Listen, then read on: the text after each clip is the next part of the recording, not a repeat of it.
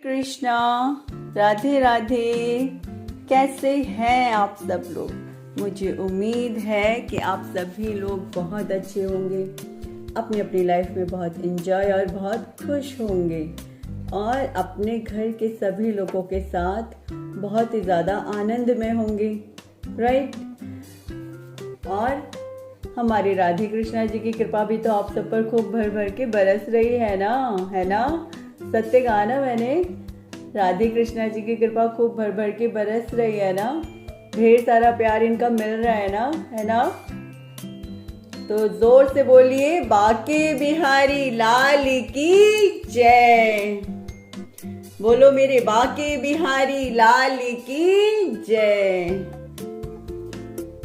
तो सभी प्रेम से बोलिए मेरे साथ, राधे राधे। प्रेम से बोलिए, राधे राधे। जितनी बार भी बोला जाए राधे राम उतना ही अच्छा है। तो प्रेम से बोलिए मेरे साथ, राधे राधे। चलिए फटाफट से शुरू करते हैं श्रीमद् भागवत कथा।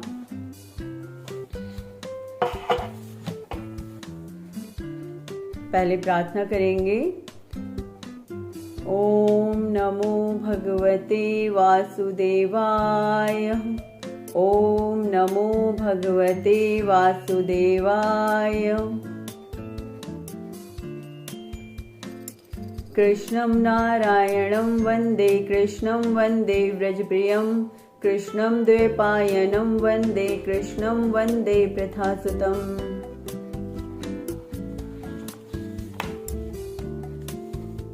अथ तृतीय अध्याय, भगवान के अवतारों का वर्णन। देखिए, भगवान जी के बारे में बताया जाएगा, पूर्ण विस्तार से बताया जाएगा। और ये जो अध्याय है ना, इसमें और कुछ नहीं होना है, सिर्फ भगवान जी की ही तो विवेचना होनी है पूर्ण तरीके से। हाँ जी, अभी तक तो क्या था कि हम महात्म्य किसका बता रहे थे, भागवत कथा का। लेकिन अब इसके आगे भगवान जी का व्याख्यान होगा, पूरे तरीके से उनका परिचय दिया जाएगा। ठीक है, आगे बढ़ते हैं। भगवान के अवतारों का वर्णन। श्री सूत जी कहते हैं, सृष्टि के आदि में भगवान ने लोकों के निर्माण की इच्छा होते ही उन्होंने महतत्व आदि से निष्पन्न पुरुष रूप ग्रहण किया। उसमें 10 इंद्रियां, 1 मन और 5 भूत, ये 16 कलाएं थीं। उन्होंने कारण जल में शयन करते हुए जब योग निद्रा का विस्तार किया, तब उनके नाभि कमल सरोवर में से एक कमल प्रकट हुआ और उस कमल से प्रजापतियों के अधिपति ब्रह्मा जी उत्पन्न हुए। देखिए, मैं थोड़ा सा विस्तार करके बताती हूँ इस चीज को, शायद आपने ध्यान नहीं दिया होगा जो मैंने बोला है उस पर ध्यान से। सृष्टि के आदि में, यानी जब बहुत बहुत समय पहले की बात है, भगवान जी ने अब मन किया उनका कि अब मुझे ना कोई ड्राइंग करनी है। लेकिन उन्होंने क्या किया, उन्होंने ना अपने ही जैसा एक और बिल्कुल सेम टू सेम अपने ही जैसा बिल्कुल, उसमें थोड़ी बहुत कुछ कम शक्तियां हुई, या मतलब ऑलमोस्ट उतनी ही कुछ इस प्रकार से एक और बिल्कुल अपने समरूप एक और अवतरित कर दिए। ठीक है, मतलब पुरुष रूप में उन्हें अवतरित किया। उसमें 10 इंद्रियां, 1 मन और 5 भूत, ये 16 कलाएं थीं। ठीक है, उन्होंने कारण जल में शयन करते हुए जब योग निद्रा का विस्तार किया, मतलब समझिए अब बात को। जो कृष्ण भगवान है, या उन्हें बिहारी जी कह लीजिए या विष्णु भगवान कह लीजिए, जो कृष्ण भगवान है ना, उन्होंने अपने बिल्कुल एकदम सेम टू सेम अपने ही तरीके से एक और पुरुष को अवतरित किया। तो उस पुरुष में उन्होंने कुछ शक्तियां दी, कुछ कलाएं दी, यानी 16 कलाएं दी। तो वो 16 कलाओं के जो पुरुष थे वो विष्णु भगवान के नाम से जाने जाते हैं।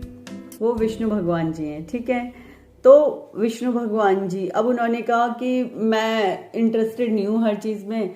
जो कृष्ण भगवान है ना, मतलब बिहारी जी, हम उन्हें बिहारी जी बोलते हैं, हमने उन्हें एक नाम दिया हुआ है बिहारी जी। तो उन्होंने, बिहारी जी ने कहा कि मैं ज्यादा इंटरेस्ट नहीं हूँ हर चीज में। ठीक है, तुम मेरे ही समरूप हो, बिल्कुल मेरी ही तरह से हो, हर प्रकार से मेरी ही तरह से हो, तो तुम सृष्टि का ख्याल रखो और एक सृष्टि बनाओ। तो उन्होंने विष्णु भगवान जी को बनाया। विष्णु भगवान जी वो विष्णु भगवान जी हैं जो हम सभी के पालन करते हैं, हम सभी के रक्षक हैं, हम सभी को देखते हैं और भालते हैं। ठीक है, हाँ जी। तो वो विष्णु भगवान जी को उन्होंने बनाया। नहीं नहीं, इन दोनों में कोई अंतर नहीं है, एक ही है। लेकिन वो जो ये कृष्ण भगवान है ना, मतलब बिहारी जी जो हैं, ये बिहारी जी ये कहते हैं कि यदि तुम्हें मुझ तक पहुंचना है तो पहले मेरे समरूप तक पहुंचो, फिर उसके बाद तुम मुझ तक पहुंचोगी। तो ये भी इसी के यही कार्य करते हैं कि पहले जितने भी मनुष्य हैं पहले इन तक पहुंचते हैं, फिर इनके बाद फिर यहाँ तक आते हैं। हाँ जी, सभी के साथ यही नियम लागू किया जाता है कि पहले विष्णु भगवान तक आना होता है, फिर विष्णु भगवान के बाद फिर बिहारी जी तक। लेकिन ये हैं दोनों एक ही, लेकिन बस इन्होंने खुद ही एक ऐसा नियम लागू कर दिया कि अब ये नियम है कि पहले ये वाला पड़ाव पार करना है, फिर इसके बाद ये वाला पड़ाव पार करना है। तो आप इन्हें पड़ाव कह सकते हो या ये कह सकते हो कि पहले ये वाली सीढ़ी क्रॉस करनी है, फिर ये वाली सीढ़ी क्रॉस करनी है, इस तरीके से बोल सकते हो। लेकिन ये दोनों बिल्कुल एक हैं। लेकिन ऐसा करना ज़रूरी भी होता है, क्योंकि विष्णु भगवान जी कहते हैं पहले यहाँ तक आओ, मेरे पास तक आओ, फिर मैं तुम्हें वो द्वार बताऊंगा जिससे तुम्हें हमेशा हमेशा के लिए इस दृश्य जगत से, इस संसारिक जगत से हमेशा के लिए मुक्ति मिलेगी। हाँ जी, पहले क्या होता है, पहले वो अपने पास बुलाते हैं, विष्णु भगवान वैकुंठ लोग बुलाते हैं, उन्हें सब तरीके से बढ़िया बढ़िया सब कुछ करते हैं और बहुत अच्छी अच्छी सेवाएं प्रदान करते हैं कि तुम्हें ये सेवा करनी है, तुम्हें ये सेवा करनी है। और फिर एक समय आने पर जब लगता है कि विष्णु भगवान जी को कि अब इसने बहुत अच्छा समय यहाँ पे काटा है, अब इसे मेरे दूसरे रूप के पास जाने का समय आ गया है ताकि ये अच्छे तरीके से आगे जा सके, मतलब मेरे दूसरे रूप के पास भी जा सके। मेरे अब जो मेरा रियल रूप है जिससे संसार हमेशा अछूता रहता है, अब इस व्यक्ति को मेरे उस रूप के बारे में जानना चाहिए। तो वो वापस से धरती लोक पे भेजते हैं। फिर वो धरती लोक पे भेजने के बाद फिर कहते हैं, फिर बिहारी जी, फिर जब हम बिहारी जी की सेवा, उनकी पूजा अर्चना सब करते हैं तो हम वास्तव में विष्णु भगवान को पूर्ण रूप से पा लेते हैं। हमने विष्णु भगवान को पहले थोड़े रूप में पाया होता है, फिर बाद में हम विष्णु भगवान को पूर्ण रूप से पाते हैं। हाँ जी, ठीक है, समझे आप सभी लोग। तो कहने का मतलब यही है, मैं बार बार कहती हूँ ना कि ईश्वर कौन है, ढूंढिए ढूंढिए ढूंढिए। तो यही है ना, मूल यही है, साक्षात यही है, दृश्य यही है, अदृश्य यही है, सर्वस्व यही है, सब कुछ यही है। एक सूक्ष्म से सूक्ष्म और एक बड़ी से बड़ी चीज भी, सब कुछ यही है। आप कहते हो शक्ति, एक शक्ति है जिसे हमने देखा नहीं है, बट मैं कहती हूँ आप विष्णु भगवान को पूर्ण रूप से, पूर्ण श्रद्धा से चाहिए तो सही, उन्हें चाहो तो सही। जब आप उन्हें पूर्ण रूप से, पूर्ण श्रद्धा से चाहोगे ना, तो मैं बिलीव दिलाती हूँ आपको, हाँ जी, मैं बिलीव दिलाती हूँ आपको कि वो आपको ज़रूर से देखेंगे। और ऐसा नहीं है, वो अपने दर्शन भी करवाते हैं अपने भक्तों को। हाँ जी, अब चाहे कुछ क्षण के लिए करवाएं, कि एक क्षण के लिए करवाएं या 2 क्षण के लिए करवाएं, बट वो करवाते हैं, वो अपना आभास देते हैं, वो स्वयं आते हैं आपके पास। हाँ, मुझे करवाएं। देखिए, अब करवाएं या नहीं करवाएं मैं क्यों बताऊं आपको क्योंकि ये बातें किसी को बताने के लिए नहीं होती है। दूसरा, हाँ, मुझे हमेशा महसूस होता है कि श्री राधे कृष्ण जी, श्री विष्णु भगवान जी, बिहारी जी सदैव मेरे पास रहते हैं। मैं इनको हमेशा 3 नामों से क्यों पुकारती हूँ? मैं इसलिए पुकारती हूँ, मुझे तो उनके हर नाम लेने बहुत अच्छे लगते हैं। मैं कितने भी नाम लूँ, सब हैं एक ही, लेकिन मैं सारे नाम ले डालती हूँ, तो जिस भी नाम से वो मुझसे प्रसन्न हो जाए।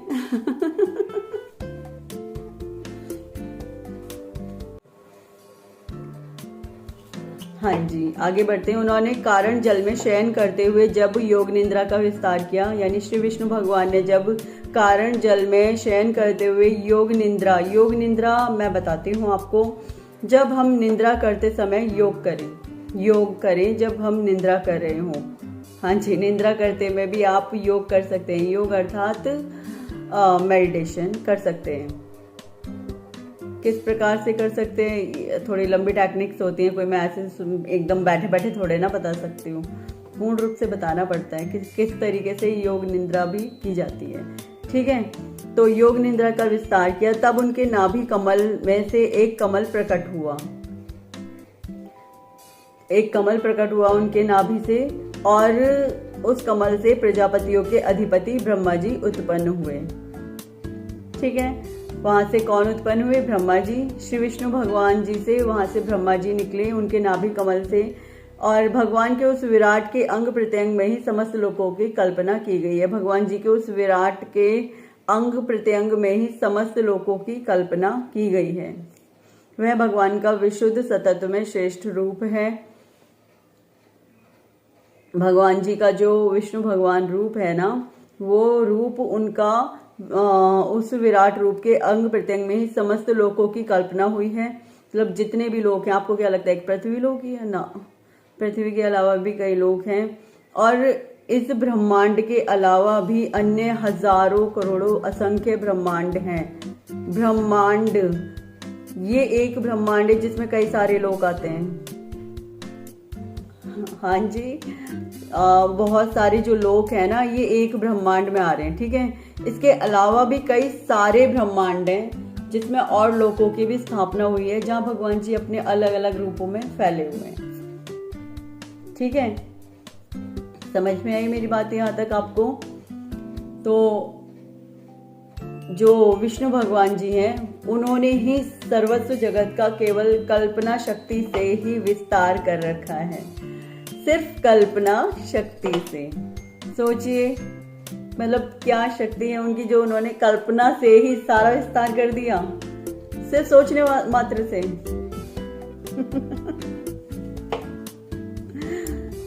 सिर्फ एक सोचने मात्र से उन्होंने समस्त जगत, समस्त सृष्टि, इतनी बड़ी सृष्टि है, उसका विस्तार किया हुआ है। योगी लोग दिव्य दृष्टि से भगवान के उस रूप का दर्शन करते हैं। जो योगी लोग होते हैं वो दिव्य दृष्टि से भगवान के उस रूप का दर्शन करते हैं। भगवान का वह रूप हजारों पैर, जांघें, भुजाएं और मुखों के कारण अत्यंत विलक्षण है।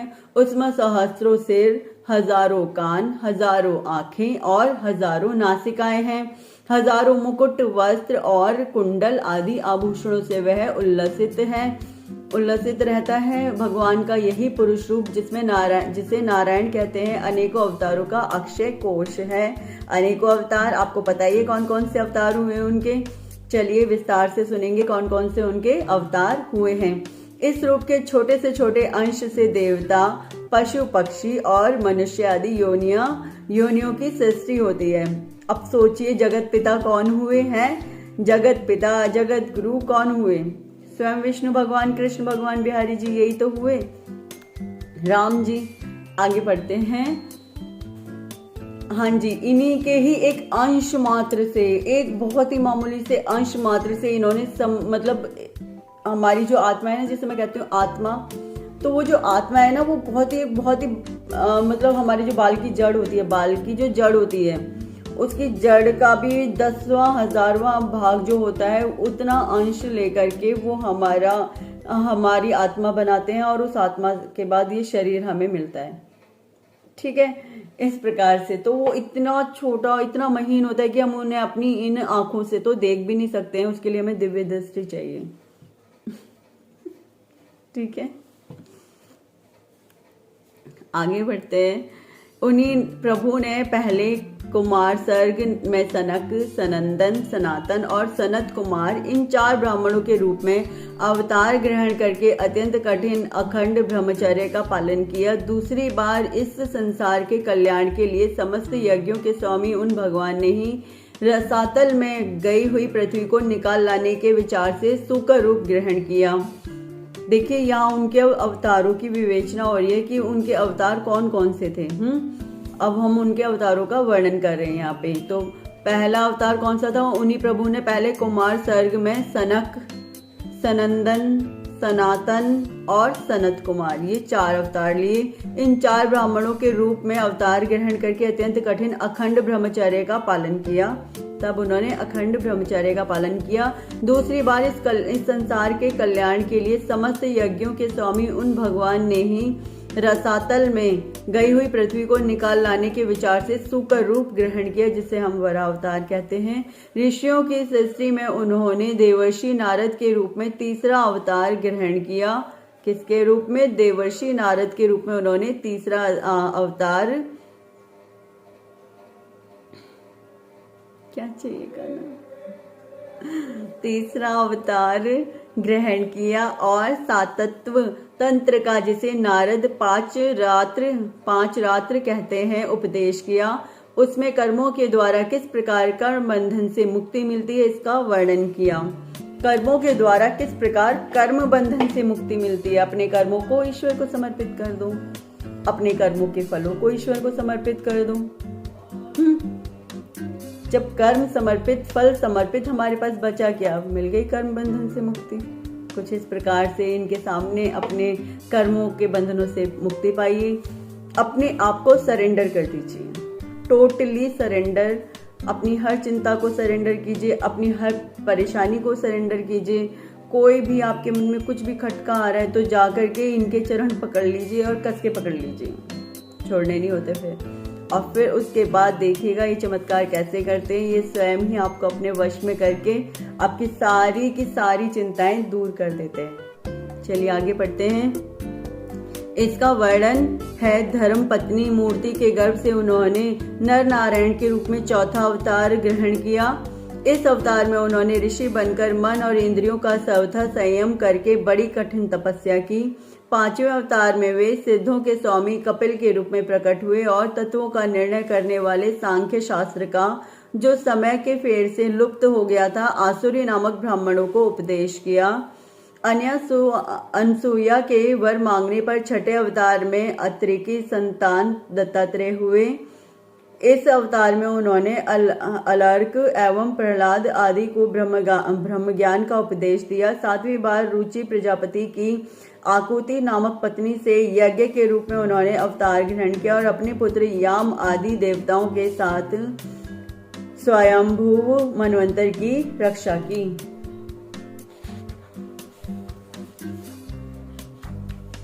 राजा नाभि की पत्नी मेरु देवी के गर्भ से ऋषभ देव के रूप में भगवान ने आठवां अवतार ग्रहण किया। इस रूप में उन्होंने परमहंसों का वह मार्ग जो सभी आश्रमियों के लिए वंदनीय है दिखाया। ऋषियों की प्रार्थना से 9वीं बार वे राजा पृथु के रूप में अवतीर्ण हुए। शौनकादि ऋषियों इस अवतार में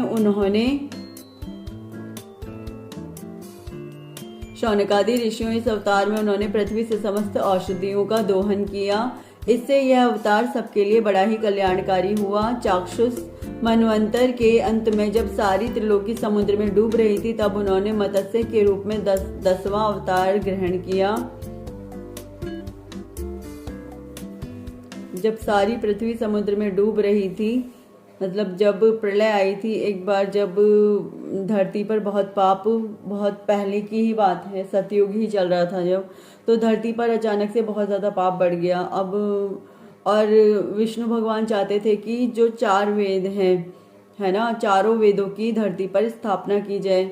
अब ब्रह्मा जी ने कहा, देखिए प्रभु, मैं इन चारों वेदों को इस प्रकार से यहाँ धरती पर ऐसे ही नहीं छोड़ सकता हूँ, तो क्योंकि यहाँ धरती पर अकस्मात ही पाप चरम पर हो चुका है, तो सतयुग में ही मुझे प्रलय लानी ही पड़ेगी। इस बात को उन्होंने शिव बाबा से कहा। शिव बाबा ने कहा कि मैं तो प्रलय के लिए तैयार हूँ और अभी प्रलय कर भी दूंगा, लेकिन पहले आप श्री विष्णु भगवान से पूछिए, क्योंकि उनके भक्त भी धरती पर रहते हैं और मैं उनके भक्तों को छू भी नहीं सकता हूँ, मैं उनके भक्तों को कुछ भी नहीं कह सकता हूँ। इस प्रकार से शिव बाबा ने कहा। तो जो ब्रह्मा जी थे, ब्रह्मा जी गए विष्णु भगवान के पास। ब्रह्मा जी विष्णु भगवान के पास जाकर के बोले, प्रभु धरती पर बहुत ही ज़्यादा पाप बढ़ गया है, बताइए मैं चारों वेदों की स्थापना धरती पर किस प्रकार से करूं। तो जो विष्णु भगवान थे, विष्णु भगवान जी ने कहा कि एक काम कीजिए ब्रह्मा जी, आप शिव जी के साथ मिलकर के प्रलय लाइए, आप मेरे भक्तों की चिंता मत कीजिए, मैं अपने भक्तों को की चिंता स्वयं कर लूँगा। आपका जो कार्य है और शिव जी का जो कार्य है, आप अपना वो कार्य पूर्ण कीजिए। तो यहाँ ब्रह्मा जी और शिव जी और विष्णु भगवान तीनों को समरूप माना गया है और तीनों को ही एक ही उपाधि से नवाजा जाता है। हाँ जी, तीनों में कोई अंतर नहीं है। जो इन तीनों में अंतर करता है वह बड़ा ही मूर्ख है, बड़ा ही पाप का भागी है, ऐसा शास्त्रों में भी लिखा है और ऐसा स्वयं श्री विष्णु भगवान शिव बाबा और ब्रह्मा जी भी मानते हैं कि जो हम तीनों में अंतर करता है वह पाप का भागी माना जाता है। तो इन तीनों में कोई भी अंतर नहीं है। ठीक है, तो शिव बाबा ने कहा ठीक है, अगर श्री विष्णु भगवान ने ऐसा कहा है तो मैं प्रलय लाने के लिए तैयार हूँ। अब यहाँ पर जो शिव शक्ति का जो रूप बनता है उससे प्रलय आती है। तब फिर शिव शक्ति दोनों एक हुए और प्रलय आई धरती पर। इसके बाद श्री विष्णु भगवान ने मत्स्य अवतार धारण किया और मनु जो उनके भक्त थे, विष्णु भगवान जी के मनु भक्त थे, तो उन्होंने मनु से कहा जा करके देखिए आज संध्या तक प्रलय आ जाएगी, तो आप अपने साथ कुछ जो जीव जंतु हैं और जो कुछ पौधे हैं, जो कुछ लोग हैं, उनको जिनको भी आप चाहते हो कि हाँ ये लोग बच जाएं आपके साथ साथ अगले उसमें जाने के लिए, युग में जाने के लिए, तो उनको अपने साथ ले चलिए। मतलब अगली जो सृष्टि का निर्माण होगा, अगली जो पृथ्वी पर निर्माण होगा वापस से, उनको आप अपने साथ में इस नौका में रख लीजिएगा, बिठा लीजिएगा। और मैं प्रलय के समय मैं मत्स्य रूप धारण करके आऊँगा, आप मेरी पूंछ से नौका को बांध दीजिएगा। तब उन्होंने मत्स्य रूप धारण करके नौका को की रक्षा की और मनु के सहित उनकी पत्नी और कुछ पशु पक्षी, कुछ पौधे, कुछ औषधि, मतलब इसी प्रकार से जो उपयोगी चीजें थी उनको बचाया और अगली सृष्टि का निर्माण किया। अगली वापस से जब पृथ्वी दोबारा से पृथ्वी पर जीवन हुआ तो उन सब चीजों का भी वहां पर महत्वपूर्ण उपयोग किया गया था।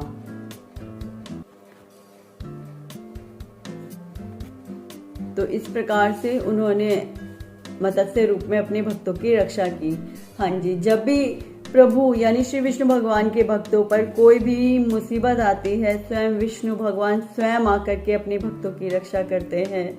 वो स्वयं आकर के अपने भक्तों के लिए कुछ भी कर सकते हैं। मैं बार बार बोलती हूँ एक ही बात कि विष्णु भगवान, कृष्ण भगवान, बिहारी जी अपने भक्तों के लिए कुछ भी करने के लिए तैयार रहते हैं। लेकिन वो भक्त भी ऐसा चाहते हैं जो सच्चे हृदय से हो।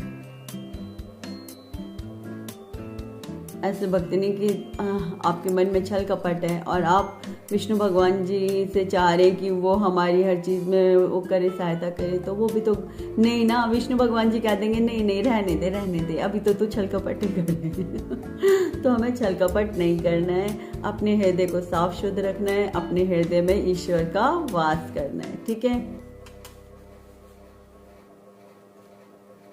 तो यहाँ पर तब उन्होंने मत्स्य के रूप में 10वां अवतार ग्रहण किया और पृथ्वी रूपी नौका पर बैठाकर अगले मनवंतर के अधिपति वैवस्वत मनु की रक्षा की।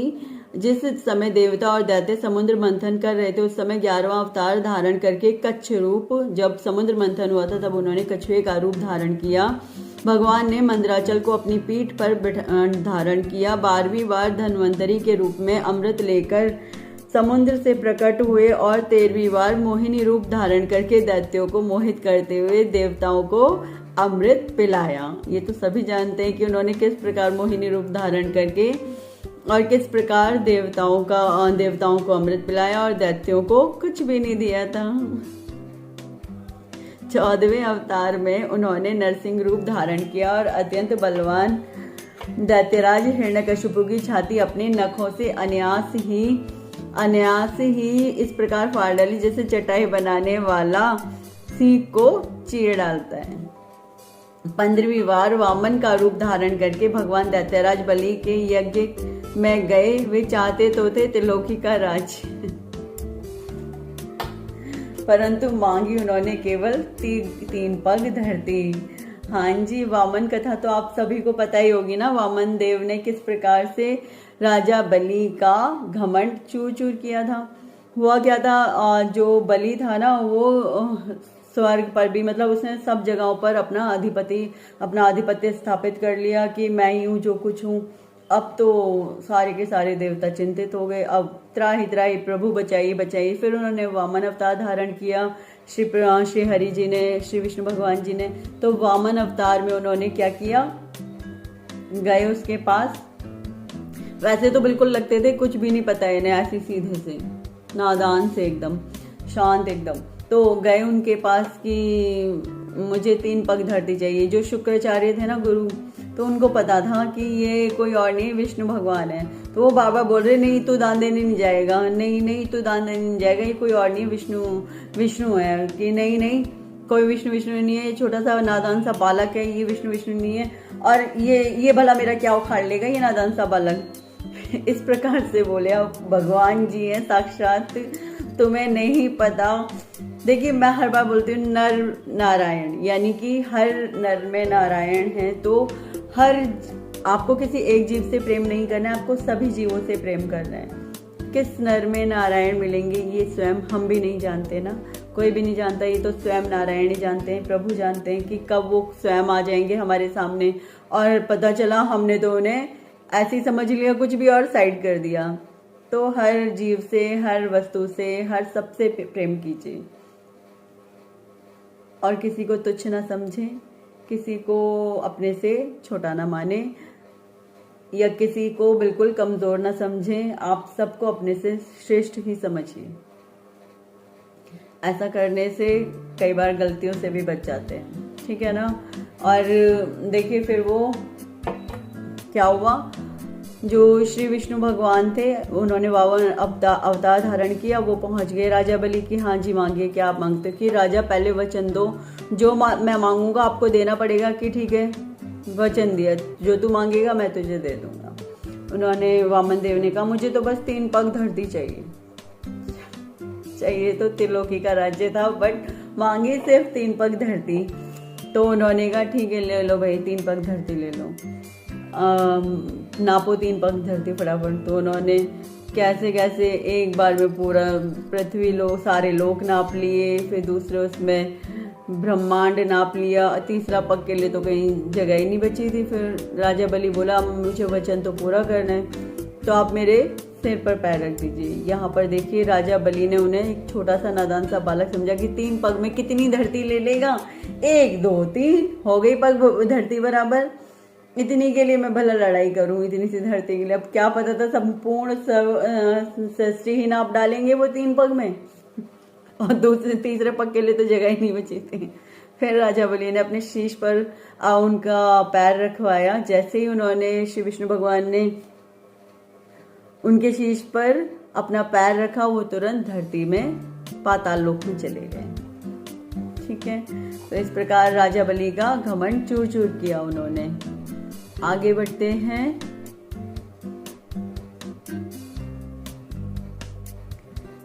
कहाँ थे? राजा बलि 15वीं बार वामन का रूप धारण करके भगवान दैत्यराज बलि के यज्ञ में गए। वे चाहते तो थे त्रिलोकी का राज्य, परंतु मांगी उन्होंने केवल 3 पग पृथ्वी। 16वें परशुराम अवतार में जब उन्होंने देखा कि राजा लोग ब्राह्मणों के द्रोही हो गए हैं, तब क्रोधित होकर उन्होंने पृथ्वी को 21 बार क्षत्रियों से शून्य कर दिया। इसके बाद 17वें अवतार में सत्यवती के गर्भ से पराशर जी के द्वारा वे व्यास के रूप में अवतीर्ण हुए। उस समय लोगों की समझ और धारणा शक्ति कम देखकर आपने वेद रूप वृक्ष की कई शाखाएं बना दी। उनको क्या लगा कि लोग को कम ज्ञान है, तो उन्होंने वेदों की कई शाखाएं बना डाली, जिससे कि लोगों को ज्ञान अच्छे तरीके से मिल सके। 18वीं बार देवताओं का कार्य संपन्न करने की इच्छा से उन्होंने राजा के रूप में राम अवतार ग्रहण किया। राम जी को तो हम सभी जानते हैं और सेतु बंधन, रावण वध आदि वीरतापूर्ण बहुत सी लीलाएं की। 19वें और 20वें अवतारों में उन्होंने यदुवंश में बलराम और श्री कृष्ण के नाम से प्रकट होकर पृथ्वी का भार उतारा। उसके बाद कलयुग आ जाने पर मगध देश बिहार में देवताओं के द्वेषी दैत्यों को मोहित करने के लिए अर्जुन के पुत्र के रूप में आपका बुद्ध अवतार होगा। इसके भी बहुत पीछे जब कलयुग का अंत समीप होगा और राजा लोग प्राय लुटेरे हो जाएंगे, तब जगत के रक्षक भगवान विष्णु यश नामक ब्राह्मण के घर कल के रूप में अवतीर्ण होंगे। शौनकादि ऋषियों जैसे अगाध सरोवर से हजारों छोटे छोटे नाले निकलते हैं, वैसे ही सतत्वनिधि भगवान श्री हरि के असंख्य अवतार हुआ करते हैं। ऋषि, मनु, देवता, प्रजापति, मनुपुत्र और जितने भी महान शक्तिशाली हैं, वे सब के सब भगवान के ही अंश हैं। वे ये सब अवतार तो भगवान के अंश अवतार अथवा कला अवतार हैं, परंतु भगवान श्री कृष्ण तो स्वयं भगवान अवतारी ही हैं। जो श्री कृष्ण भगवान हैं, जिन बिहारी जी की मैं बात कर रही हूँ ना कि ये बिहारी जी इन्होंने विष्णु अपने समरूप विष्णु भगवान बनाए, तो ये जो बिहारी जी है ना, इन्होंने अवतार लिया था कृष्ण भगवान के रूप में। तो जो कृष्ण भगवान आए थे ना धरती पे, वो स्वयं बिहारी जी प्रकट हुए थे। लेकिन फिर भी हम उनके उसके नहीं है, हम जो पूजा करते हैं, जो हम पूरे तरीके से मान्य करते हैं, हम तब भी इन्हीं के लिए ही, जो आज तक ना जन्मे हैं ना जो हमारे सामने कभी प्रकट हुए हैं, उन बिहारी जी की ही पूजा करनी होती है, उन बिहारी जी को ही मानना होता है। क्योंकि देखिए, इनका वर्णन ना तो किसी वेद में है ना किसी शास्त्र में है। इसलिए कभी मेरे मन में भी ये प्रश्न उठा था कि इनका वर्णन ना तो किसी वेद में है ना शास्त्र में है तब, लेकिन यहाँ पे सिर्फ एक बहुत छोटी सी बात यह है कि मानो तो पत्थर में भी ईश्वर है, ना मानो तो साक्षात ईश्वर को भी कोई नहीं मानेगा। यहाँ तो सिर्फ विश्वास के ऊपर ही कहानी चलती है। जो बिहारी जी है ना, यदि आप उनमें विश्वास रखोगे तो ही है वो, यदि आप विश्वास नहीं रखोगे तो नहीं है। ये बस जान लीजिए। आप जितने ज़्यादा मन से विश्वास रखोगे उतने ज़्यादा वो आपके बिल्कुल समीप आ जाएंगे। जितना ज़्यादा आप उनको प्रेम दोगे उतने ज़्यादा वो आपके बिल्कुल समीप होंगे। बांके बिहारी लाल की जय। बोलिए हमारे बांके बिहारी लाल की जय। बोलो श्री विष्णु भगवान की जय। बोलो श्री कृष्ण भगवान की जय। बोलो श्री राम जी की जय। आगे बढ़ते हैं। परंतु भगवान श्री कृष्ण तो स्वयं भगवान अवतारी ही हैं। जब लोग दैत्यों के अत्याचार से व्याकुल होते हैं, तब युग युग में अनेक रूप धारण करके भगवान उनकी रक्षा करते हैं। भगवान के दिव्य जन्मों की यह कथा अत्यंत गोपनीय रहस्यमयी है। हाँ जी, उनके जो दिव्य जन्म हुए हैं उनकी यह कथा अत्यंत गोपनीय है, रहस्यमयी है, क्योंकि लोग विश्वास नहीं करते हैं ना श्री विष्णु भगवान पे। श्री विष्णु भगवान ऐसे मोहित करके रखते हैं ना अपनी माया में कि लोग खुद श्री विष्णु भगवान पर विश्वास नहीं करते हैं। जबकि मैं कहती हूँ एक बार विश्वास करके तो देखिए श्री विष्णु भगवान पर, एक बार उनको सर्वस्व सौंप के तो देखिए। मैं मान ही नहीं सकती वो आपसे प्रेम ना करें या वो आपका ख्याल ना रखें। अरे जगत का पालन वही करते हैं, तो वो अपने स्पेशल भक्तों का पालन नहीं करेंगे क्या? हाँ, लेकिन परीक्षाएं लेते रहते हैं भाई वो टाइम टू टाइम कि आप उनके भक्त हो या नहीं। ऐसी परीक्षाएं बहुत चलती हैं उनकी। तब मतलब लोग सोचने पे मजबूर हो जाते हैं कि वाकई में क्या विष्णु भगवान है भी या बस ऐसे ही। लेकिन सत्य कहूँ, एक बार यदि कोई उनकी परीक्षा में उत्तीर्ण हो जाता है तो वो अपने भक्तों का कभी साथ नहीं छोड़ते हैं। वो अपने भक्तों को सहज के रखते हैं, बहुत सहज के रखते हैं वो अपने भक्तों को। आगे बढ़ते हैं। इसलिए जब भी कभी आप उनके भक्ति यदि बनते हो ना, यदि उनकी भक्ति में उतरते हो और वो परीक्षाएं लेते हैं, तो कोशिश कीजिएगा उनकी परीक्षाओं में उत्तीर्ण होने की। परेशान होके हार ना मानिएगा। अगर एक बार उत्तीर्ण हो गए तो वो आपको छोड़ने वाले स्वयं नहीं है, फिर वो स्वयं ही आपको कभी भी नहीं छोड़ेंगे। जब लोग दैत्यों के अत्याचार से व्याकुल होते हैं, तब युग युग में अनेक रूप धारण करके भगवान उनकी रक्षा करते हैं। भगवान के दिव्य जन्मों की यह कथा अत्यंत गोपनीय रहस्यमयी है। जो मनुष्य एकाग्रचित्त से नियम पूर्वक सायकाल और प्रातःकाल प्रेम से इसका पाठ करता है, वह सब दुखों से छूट जाता है। प्राकृत स्वरूप रहित चिन्मय भगवान का जो यह स्थूल जगदाकार रूप है, यह उनकी माया के महत्व आदि गुणों से भगवान में ही कल्पित है। जैसे बादल वायु के आश्रय रहते हैं और धूस रपना धूल में होता है, परंतु अल्पबुद्धि मनुष्य बादलों का आकाश में और धूस रपने का वायु में आरोप करते हैं, वैसे ही अविवेकी पुरुष सबके साक्षी आत्मा में स्थूल दृश्य रूप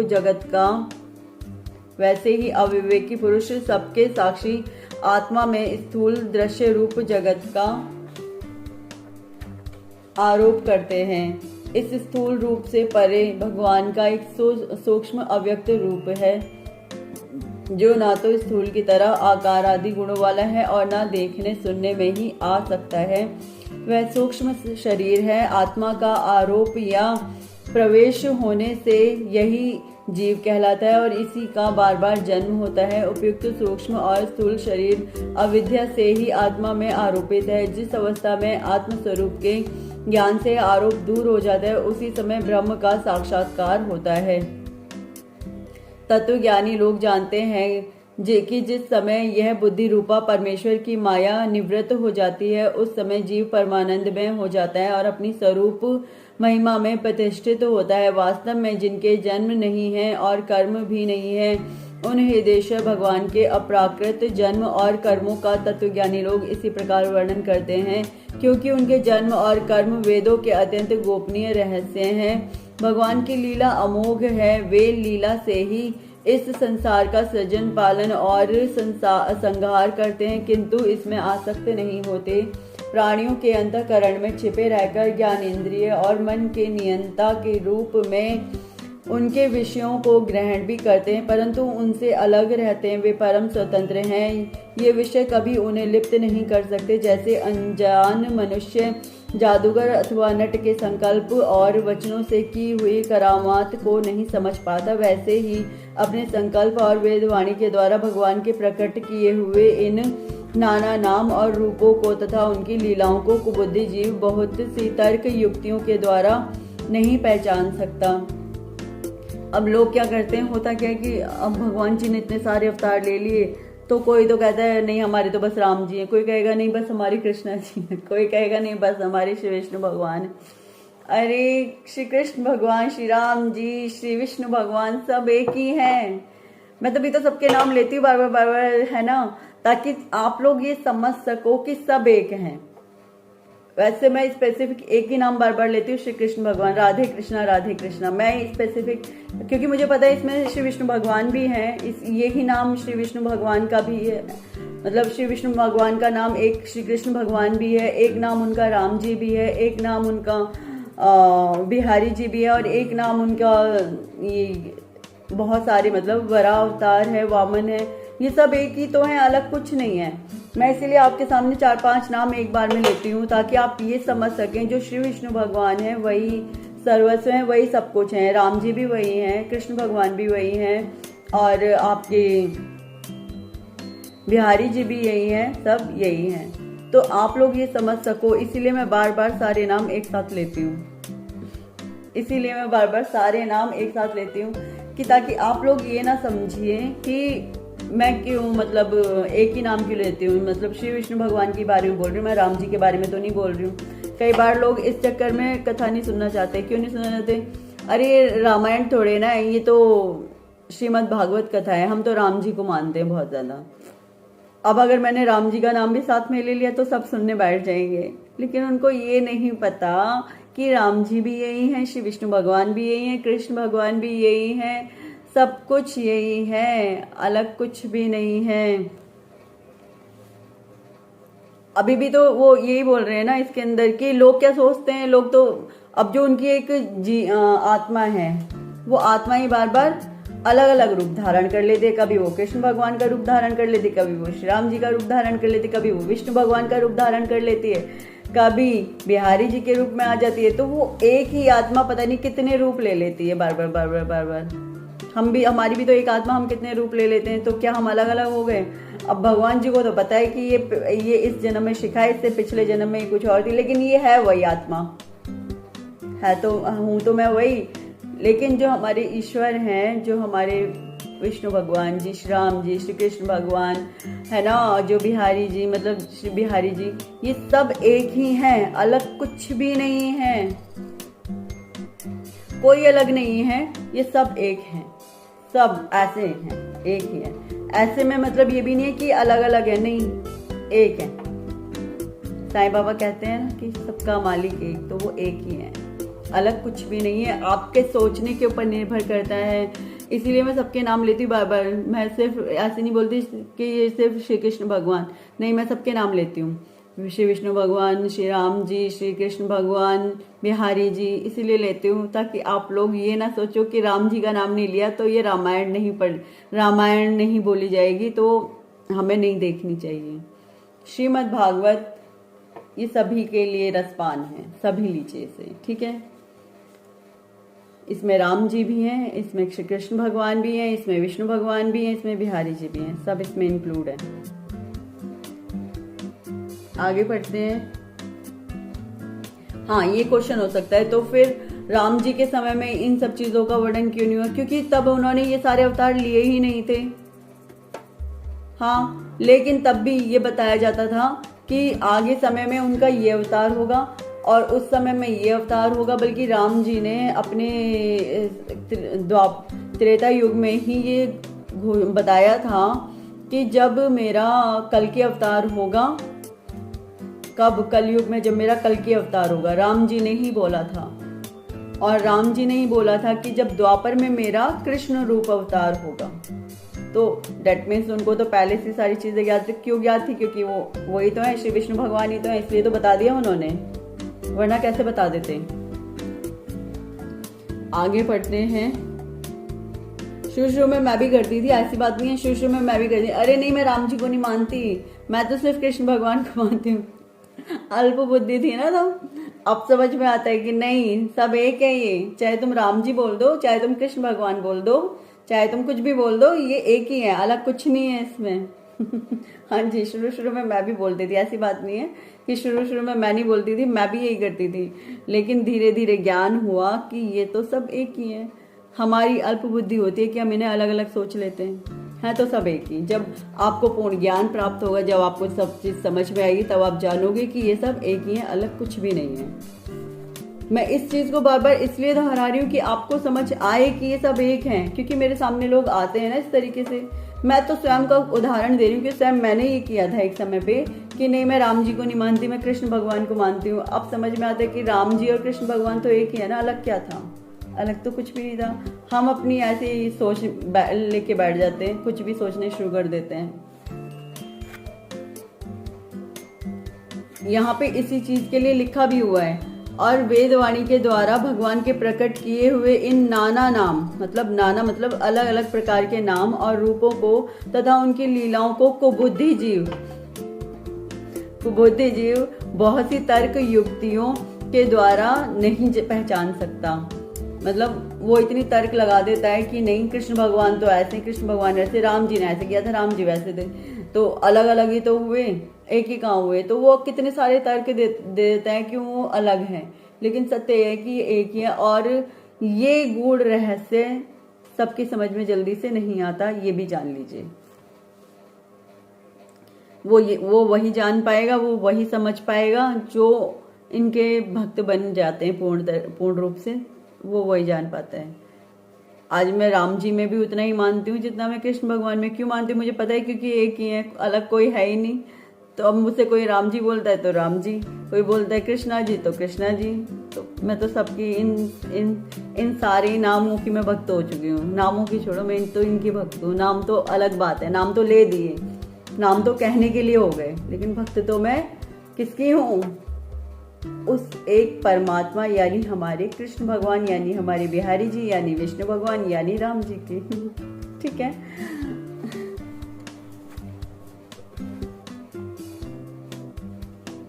आगे बढ़ते हैं। चक्रपाणी भगवान की शक्ति और पराक्रम अनंत है। चक्रपाणी यानी चक्र धारण करने वाले, उनकी कोई था नहीं पा सकता। वे सारे जगत के निर्माता होने पर भी उससे सर्वथा परे हैं। अब वो सारे जगत का निर्माण करने वाले हैं, लेकिन वो तब भी किसी चीज से कोई वास्ता नहीं रखते हैं। वो केवल वास्ता उनसे रखते हैं जो उनके परम भक्त बनते हैं। अदरवाइज तो वो ठीक है, जो जैसे कर रहे करने दो। मैंने जीवन दिया ही लोगों को इसलिए कि अपनी मनमर्जी करो, लेकिन जो जैसा कर्म करेगा उसे उस हिसाब से फिर फल भी मिलेगा। आप ये मत सोचना कि बुरे कर्म करने के बाद आपको कुछ अच्छा फल मिलने वाला है। जैसा कर्म करोगे वैसा फल मिलेगा।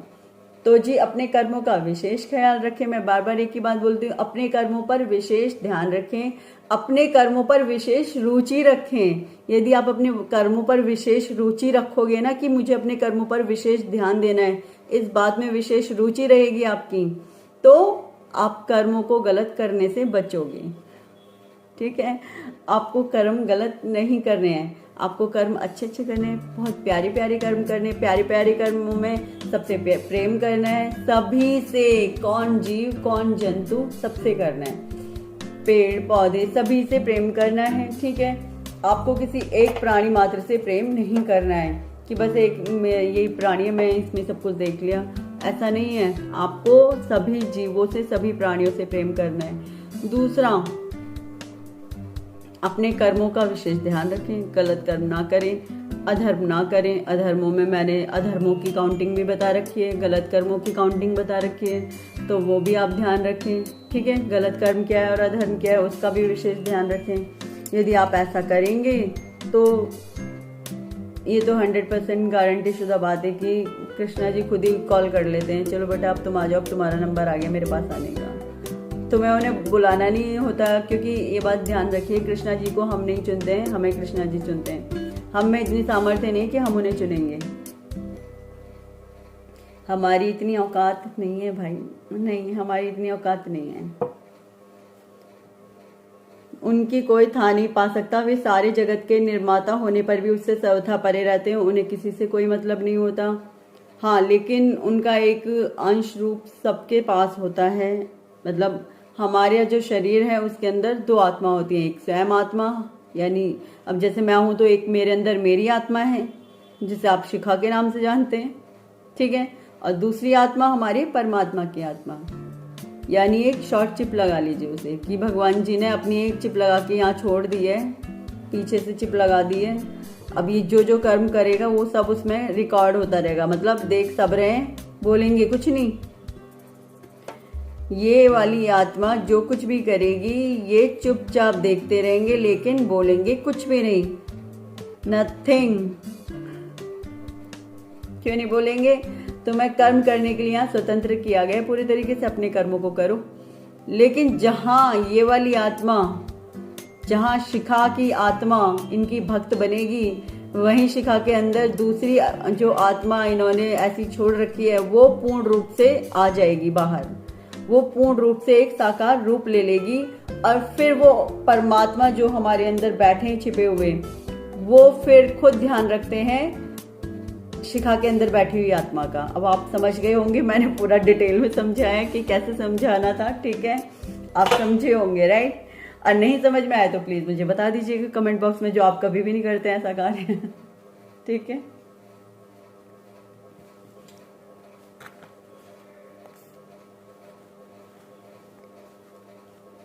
उनके स्वरूप को अथवा उनकी लीला के रहस्य को वही जान सकता है जो नित्य निरंतर निष्कपट भाव से उनके चरण कमलों की दिव्य गंध का सेवन करता है।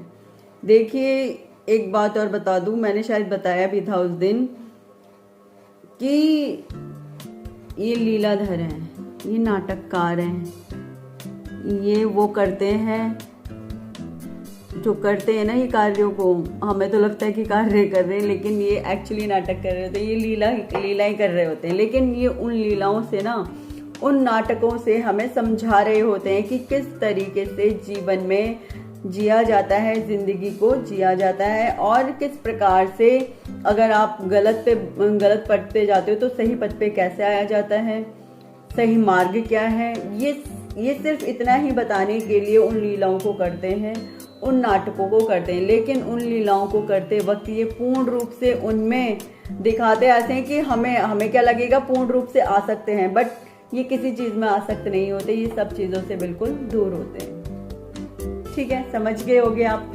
जो मैंने समझाया, या दूसरा उदाहरण दूं कुछ, फिर से ऐसे ही कुछ अपने ऊपर करके बताऊं। जैसे आप, अच्छा चलो राम जी को ले लो, ठीक है।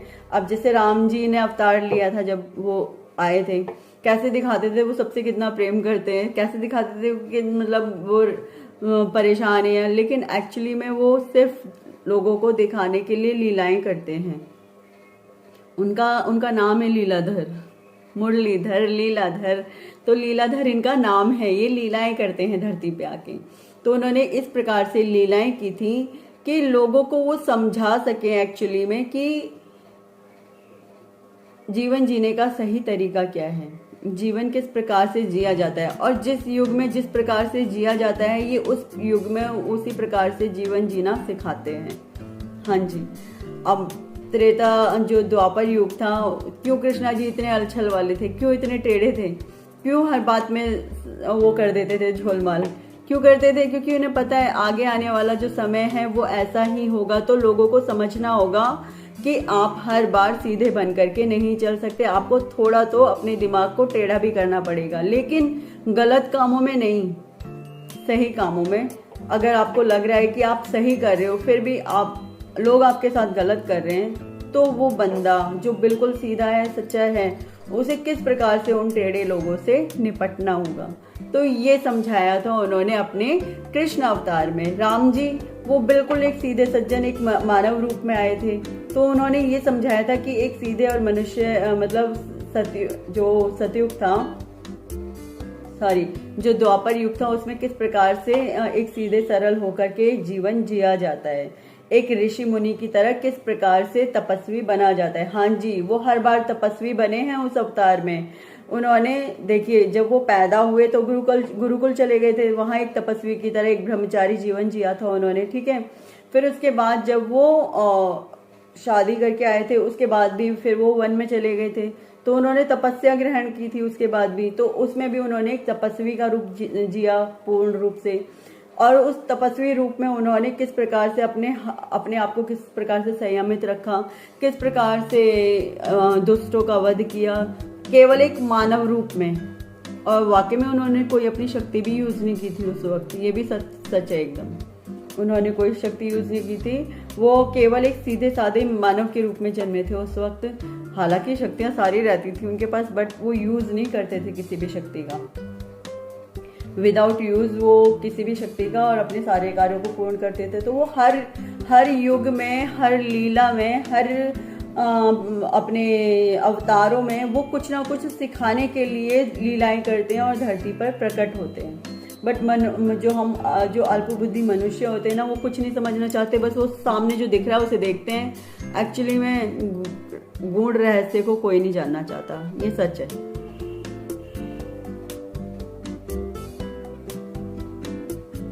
जो नित्य निरंतर निष्कपट भाव से उनके चरण कमलों की दिव्य गंध का सेवन करता है, सेवा भाव से उनके चरणों का चिंतन करता है, सेवा भाव से उनके चरणों का चिंतन करता है। शौनकादि ऋषियों, आप लोग बड़े ही सौभाग्यशाली तथा धन्य हैं, जो इस जीवन में और विघ्न बाधाओं से भरे इस संसार में समस्त लोकों के स्वामी भगवान श्री कृष्ण से यह सर्वात्मक आत्मभाव, यह अनिर्वचनीय अनन्य प्रेम करते हैं, जिससे फिर इस जन्म मरण रूप संसार के भयंकर चक्र में नहीं पड़ना होता। भगवान वेद व्यास ने यह वेदों के समान भगवत चरित्र से परिपूर्ण भागवत नाम का पुराण बनाया है। उन्होंने इस श्लाघनीय, कल्याणकारी और महान पुराणों को लोगों के परम कल्याण के लिए अपने ज्ञानी शिरोमणि पुत्र को ग्रहण कराया। इसमें सारे वेद और इतिहासों का सार संग्रह किया गया है। शुकदेव जी ने राजा परीक्षित को यह सुनाया। उस समय वे परमर्षियों से घिरे हुए आमरण अनशन का व्रत लेकर गंगा तट पर बैठे हुए थे। भगवान श्री कृष्ण जब धर्म ज्ञान आदि के साथ अपने परम धाम को पधार गए, तब इस कलयुग में जो लोग अज्ञान रूपी अंधकार से अंधे हो रहे हैं, उनके लिए यह पुराण रूपी सूर्य इस समय प्रकट हुआ है। शौनकादि ऋषियों, जब महातेजस्वी श्री शुकदेव जी महाराज वहां इस पुराण की कथा कह रहे थे, तब मैं भी वहां बैठा था। वहीं मैंने उनकी कृपापूर्ण अनुमति से इसका अध्ययन किया। मेरा जैसा अध्ययन है और मेरी बुद्धि ने जिस प्रकार इसको ग्रहण किया है, उसी के अनुसार इसे मैं आप लोगों को सुनाऊंगा।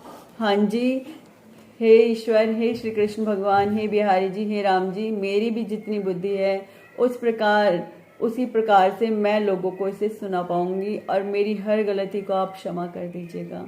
एक बालक समझ के मुझे क्षमा कर दीजिएगा मेरे प्रभु मुझे क्षमा कर दीजिएगा।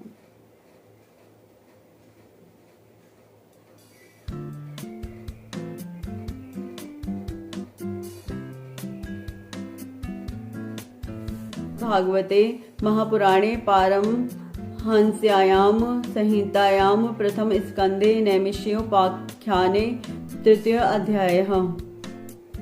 चलिए इसके आगे विराम लेते हैं और प्रेम से बोलते हैं राधे राधे। प्रेम से बोलिए मेरे साथ सभी लोग, राधे राधे। हरे कृष्णा।